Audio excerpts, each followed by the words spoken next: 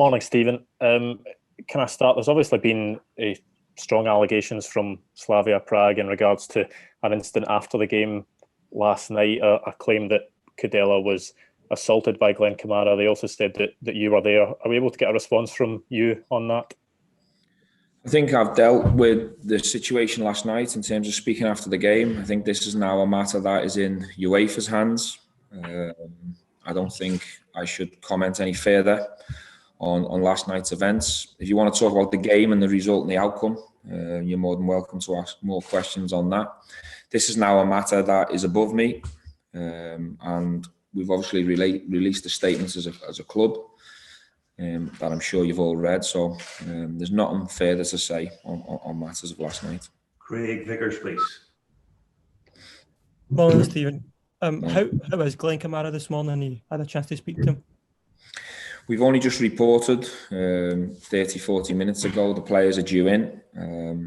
I spoke to Glenn last night once I got home, and we've exchanged text messages this morning, but I've got a face-to-face with Glenn straight after this press conference, so I'll check in with him from then. Get out later. Go ahead. Were you going to Evers? Are you going out before Evers? Sorry, was that myself, David? No. Yeah. Stephen, are you able to say just now if you think Glenn will be in a state of mind to be prepared for a game of such magnitude at the weekend? Right now, I can't answer that question until I've spoke to Glenn. I'm going to have a chat with him in, I don't know, maybe 20, 30 minutes time. And then I'll make decisions from then. But I think it's important to listen to Glenn, see how he's feeling this morning, and then we'll make decisions from there. But we'll see. Andy Newport, please. Hey, Stephen, can I just check the team news and also just ask, in terms of Sunday's game, I mean, it's a pretty unusual firm game that there's little riding on it in terms of the league, but what does that do for the motivation aspect of it? How easy is it to get your guys up for an Old Firm game when there's not that sort of league points at stake in this one? I don't think you should have to get players up for an Old Firm. That should be in your DNA. It's a huge fixture. I think that goes without saying. On the back of the disappointment of going out of Europe, we want to try and bounce back with a strong performance and a positive result. We'll be ready come kick-off. In terms of the injury news, we've come out of last night's game pretty well. Nathan Patterson had to be removed because he had quite a severe kick in the calf area that we're assessing this morning. So I'd say he's probably the only real big doubt.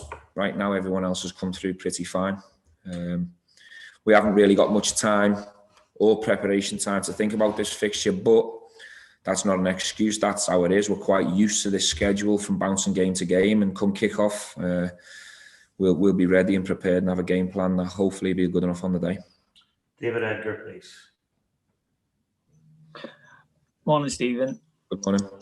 In terms of then the rest of the league campaign, obviously with the title secured, is it a case of you as a group setting yourself your own targets, if you like, such as we want to reach a certain amount of points, we want to go the season unbeaten, that kind of thing? We will have internal targets, but that's been the case since the beginning of the season. We'll try and finish the league campaign as strong as we can. Obviously, this is the last game before we get the chance to breathe, if you like, and get ready for the split games. But I want the standard and the hunger and the consistency to remain from a league point of view. I think it's only normal that now the priority swings to the Scottish Cup, with all due respect. We want to give it our maximum in that and try and make that a success. But every game at Rangers is important. I mean, it's my job to try and find that level of consistency, which the players have delivered up to this point. But in no way, shape or form do we want to be complacent or come off the gas in any fixture from now till the end of the season.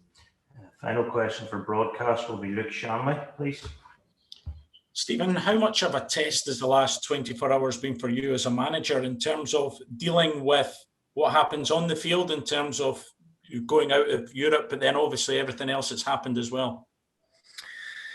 Yeah, you could say that. It's been a test. Tried to handle the situation in the best way I can.